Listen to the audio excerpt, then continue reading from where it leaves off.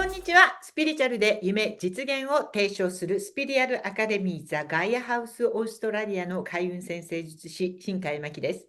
さあ、今日は天王星がお牛座に一回戻るよというお話です。11月の8日、逆行中の天王星がお牛座に一旦戻ります。84年が公転周期の天王星なので、多分多くの方にとってこれが最後の人生、最後の天王星、お牛座期になると思います。ということなので、ここをしっかり星読みをしていきたいと思います。まず天王星の動きを再確認して、そして最後に12星座別の簡単なここ見直すポイント、一言ずつ話していきますので、ぜひ最後までご覧ください。まずですね、天王星の動きですが、今年の9月の6日、6日ですね、に逆行を開始しました。そして2026年の2月の4日まで逆行を続けます。で、この逆行に、が終わってから順行に転じてからもう一度双子座に戻ってくるのは来年の4月の26日です。で、そこから本当の本格的な双子座天王星期が7年続くわけですね。ここから本格的な風の時代と言っていいのではないかと思います。天王星は84年で12星座一周するので、だいたい一つのサインに7年ずつ。で、7っていうのがもう私がいつも7芒星、7、もう7芒星がとにかく人生を支えていく。7っていうのはこうキーワードと話してるんですけど、まさに天王星こそこの7を実践していて、7年周期、シュタイナーでも7年周期、先生術も全部実は月最初の7年、7歳から14歳彗星って言って、こう全部7年周期でこの、神秘的な世界、見えない世界は動いているというふうに捉えて、それを実行しているのが、天王星なわけです。なので、とても重要な天体として捉えていいと思います。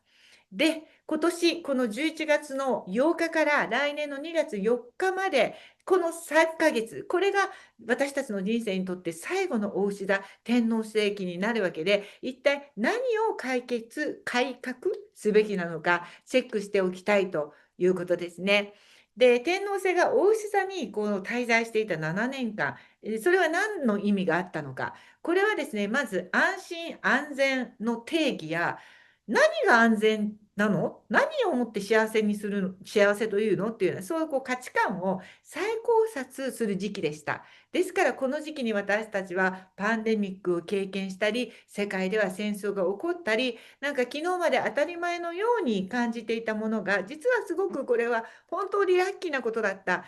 本当に幸せって安全って健康って意識をしていないとある日突然奪われてしまう可能性があるもんだなということに気づき、そこからもう一度自分の人生を再考察するという機会が与えられた7年間でした。そしてそれを知ったことによって社会構造の立て直し、ね、仕事のあり方もみんな変わりました。それから経済改革、金融システムのダイナミックな変化にもつながりました。この7年間で一気にキャッシュレス進んだ。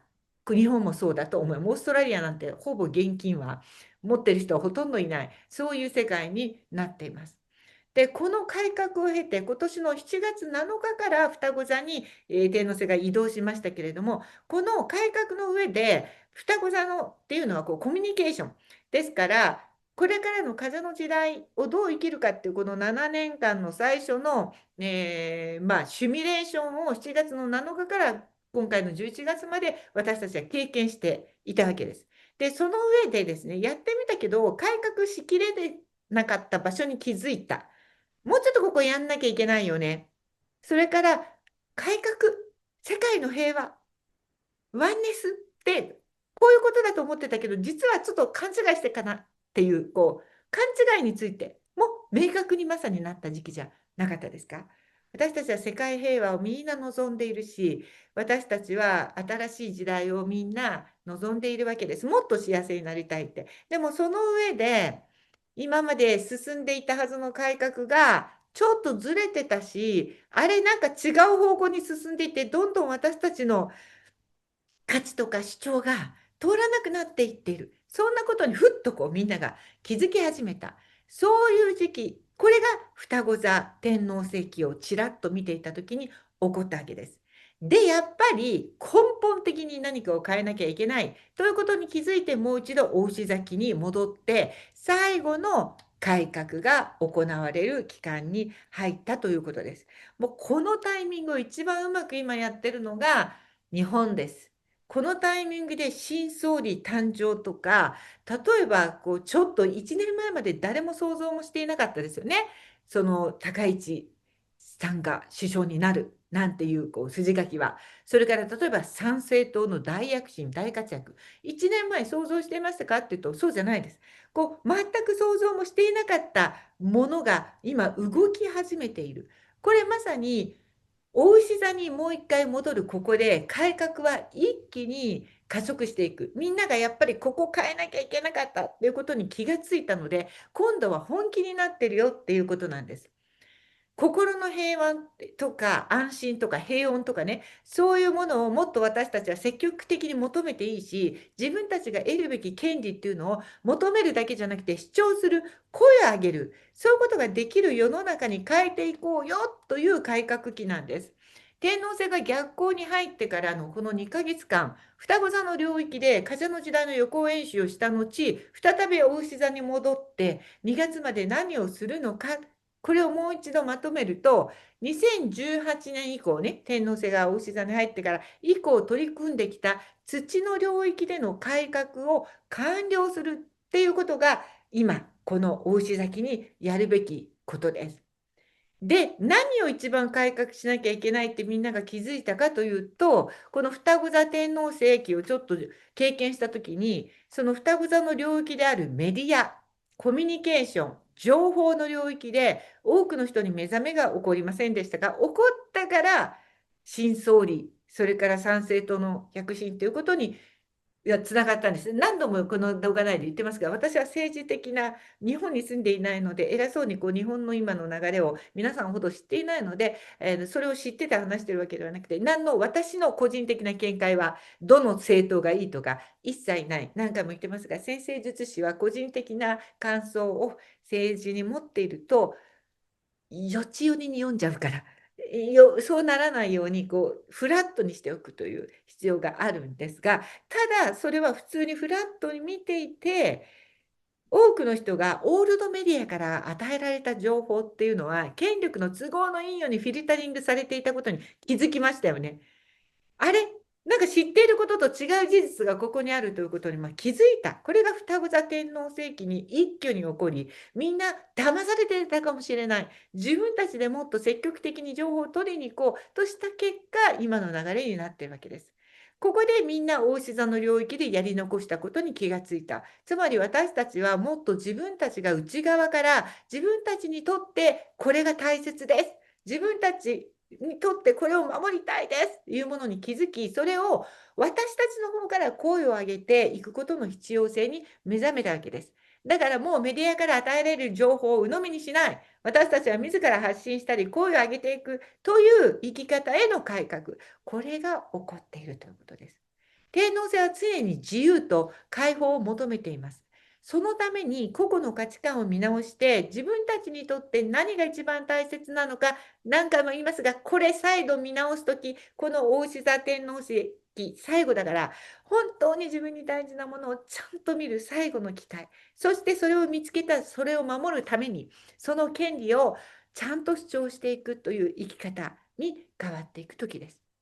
お石座はとっても穏やかでおとなしいサインですが、大切なものを奪われそうになった時だけ闘牛の牛のような戦士になります。ぜひ皆さんもこの機会に価値観を並べ直して、そのトップ3にあるものをその順番で優先するような意識を持って、熱意を持って自分の人生を再構築してみてください。私の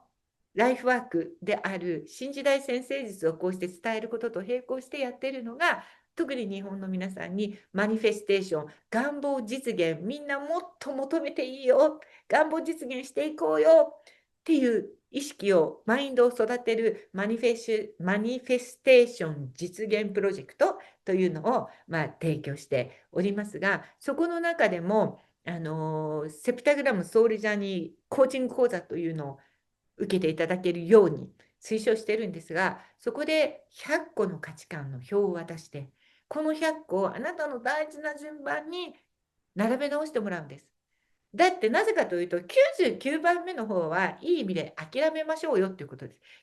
99番も大切に、例えば人に好かれるっていうことも大切にするがあまり、自分の価値観のトップにある家族を守るっていうことができなかったり、自分の価値観の3番目にある信念を諦めて、56番目にある協調性を優先しているならば、それは素敵な人生じゃないじゃないですか。で、これは一人一人違うから、あなたにとっての上にあるものを大切にする人生、これを自ら構築していきましょうという、こういうことを話してるんですけど、まさにこの最後の天王星お牛座期にそれができるので、自分に大切なものを見つめ直す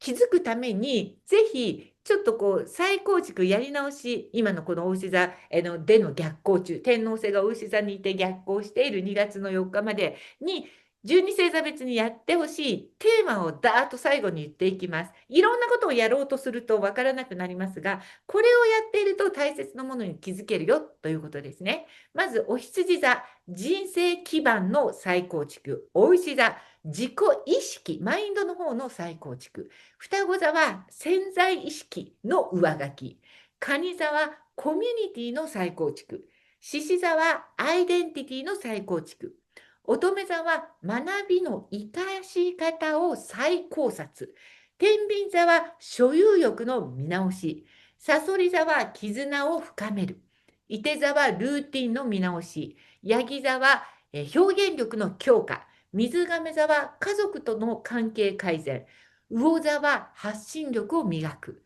この一つのテーマだけでもいいので、ちょっと意識してみてください。すると自分にとってこれが一番大事だったという価値観のトップ3がきっと見えてくるのではないかと思います。